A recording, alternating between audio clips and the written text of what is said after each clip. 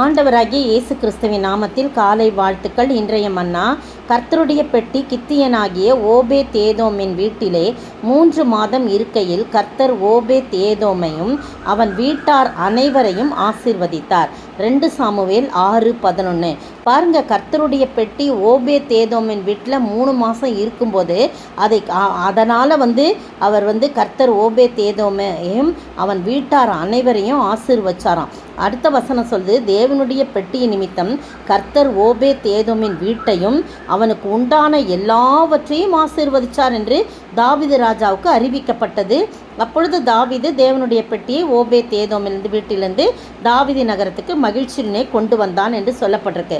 என்ன அப்படின்னு சொல்லும்போது, முதல் வசனம் பாருங்க, தாவீது இஸ்ரவேலர் எல்லாருக்குள்ளும் தெரிந்து கொள்ளப்பட்ட 30,000 பேரை கூட்டிக் கொண்டு கேருபீன்களின் நடுவே வாசமாயிருக்கிற சேனைகளுடைய கர்த்தரின் நாமம் தொழுது கொள்ளப்படுகிற தேவனுடைய பெட்டியை, பார்த்தீங்களா, எல்லாரும் அந்த சேனைகளின் கர்த்தருடைய நாமத்தை தொழுது கொள்ளும்படியான தேவனுடைய பெட்டியை பாலை யூதாவிலிருந்து கொண்டு வரும்படி அவனோடு இருந்த எல்லா ஸ்தலத்தாரை எழுந்து போய் எல்லா இடத்துக்கும் தேவனுடைய பெட்டியை ஒரு புது ரதத்தின் மேல் ஏற்றி அதை கிபியாவில் இருக்கிற அம்மினதாபின் வீட்டிலிருந்து கொண்டு வந்தாங்க. பாருங்க, இந்த அம்மினதாபின் குமாரன்றத ஊசாவும் அகியவும், ஆனால் அவங்க எல்லாரும் சேர்ந்து அதில் ஏற்றிடுறாங்க.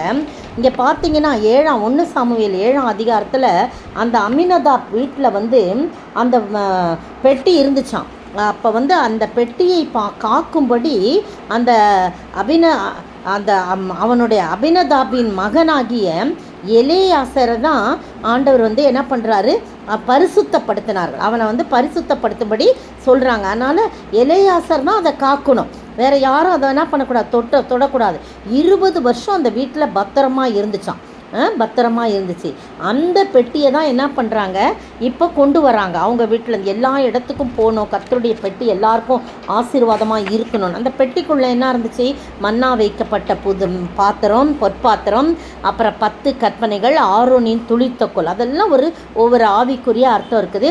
அந்த ஆசீர்வாதமான அந்த பெட்டியை எல்லாரும் தொழுது கொள்ளணும் அப்படின்னு சொல்லிட்டு, கர்த்தரின் நாமம் தொழுது கொள்ளப்படுகிற சேனைகளுடைய கர்த்தருடைய நாமம் தொழுது கொள்ளப்படுகிற தேவனுடைய பெட்டியை அப்படின்னு சொல்லப்படுது. அபினதாப் வீட்டிலேருந்து அதை கொண்டு வர்றாங்க. அப்படி கொண்டு வரும்போது புது ரதத்தில் ஏற்றுறாங்க. அப்போ அப்படியே போயிட்டுருக்கும்போது கீத வாத்தியம் எல்லாம் வாசித்து தம்புரெலாம் வாசித்து கொண்டு வரும்போது திடீர்னு அந்த மாடுகள் மிரண்டப்படினால அந்த பெட்டி அசைந்தது. அப்போ ஊசா தேவனுடைய மகன் அபினதாபின் மகனாகிய ஊசாவும் அவன் எட்டி பிடிக்கிறான். உடனே கர்த்தருக்கு கோபம் உண்டாகியது. அவனுடைய துணிவு நிமித்தம் தேவன் அங்கே அவனை அடித்தார். அவன் அங்கே தேவனுடைய பெட்டி அண்டையிலே செத்தான் போட்டிருக்கு. அப்போ நம்ம கூட என்ன விழுதேன்னு சொல்லிட்டு தானே பிடிக்கிறாங்க அப்படின்னு சொல்லும்போது அல்ல, அந்த பெட்டி காக்கப்படும்படியாக எலேயாசாருக்கு தான், அவனுடைய மகனாகிய எலேயாசார் தான் பரிசுத்தப்படுத்தப்படுறான். அவன் தொற்றிருந்தா ஒன்றும் ஆயிருக்காது.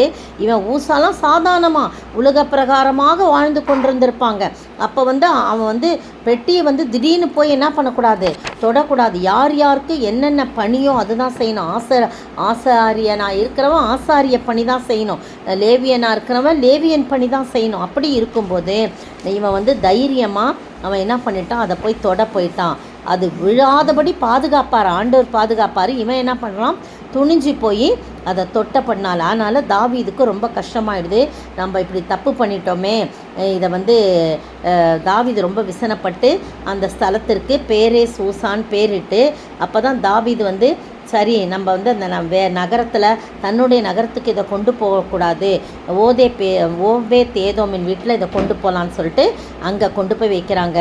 ஓபேத் ஏதோமின் வீட்டை கர்த்தர் 3 மாதம் வரைக்கும் ஆசீர்வதிக்கிறார். அந்த வீட்டில் அந்த பெட்டி இருக்கிற வரைக்கும் ஒரு ஆசீர்வாதம் இது. நீங்களும் நானும் ஆண்டவருடைய சமூகத்தில் மிகவும் பயபக்தியோடு கர்த்தருக்கு பிரியமாய் நாம் அவரை நாம் ஏற்றுக்கொண்டு அவரை நம்ம வீட்டிலே வைக்கும்போது நமக்கும் சாதாரண பாருங்கள், ஒரு உடன்படிக்கை பெட்டி அவர் வீட்டில் இருக்கும்போது அந்த நிமித்தமாய் கர்த்தர் அவனுக்கு உண்டான எல்லாவற்றையும் ஆசீர்வதிக்கும் போது நீங்களும் நானும் ஆண்டவரை நம்முடைய வீட்டில் வைத்து கொள்ளும்போது எவ்வளவு மிகுந்த சந்தோஷமும் மகிழ்ச்சியும் ஏற்படும்.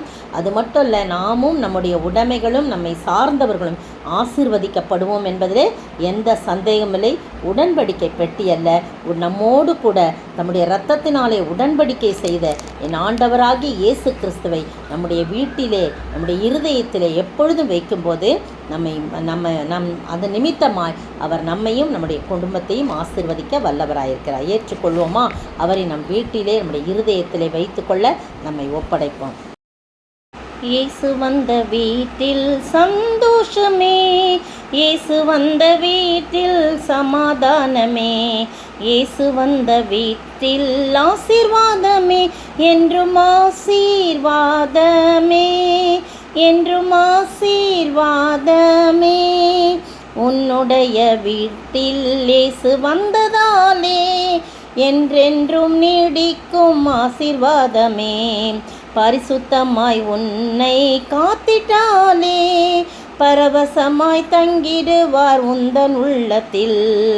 இயேசு வந்த வீட்டில் சந்தோஷமே, இயேசு வந்த வீட்டில் சமாதானமே, இயேசு வந்த வீட்டில் ஆசீர்வாதமே, என்றும் ஆசீர்வாதமே.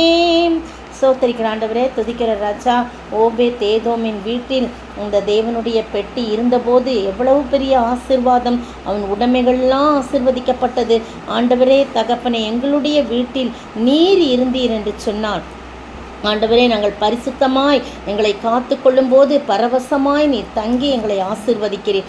அப்படிப்பட்ட ஆசீர்வாதத்தை நாங்கள் பெற்று வாழ நீர் கிருபை செய்ய வேண்டும் என்று கர்த்தரும் மீட்பெரும் ராஜாவுமாகிய இயேசு கிறிஸ்துவின் விலையேற பெற்ற நாமத்தில் ஜெபிக்கிறேன் பிதாவே, ஆமேன். நேற்றைய பதில், விதவைகளின் வீடுகளை பட்சித்து பார்வைக்கு நீண்ட ஜெபம் பண்ணுகிற வேத பாரகரை குறித்து எச்சரிக்கையாய் இருங்கள், அவர்கள் அதிக ஆக்கினை அடைவார்கள் என்றார். லூக்கா 20:47. இன்றைய கேள்வி, இயேசு பகலில் என்ன செய்தார், இரவில் என்ன செய்தார்? இயேசு பகலில் என்ன செய்தார், இரவில் என்ன செய்தார்?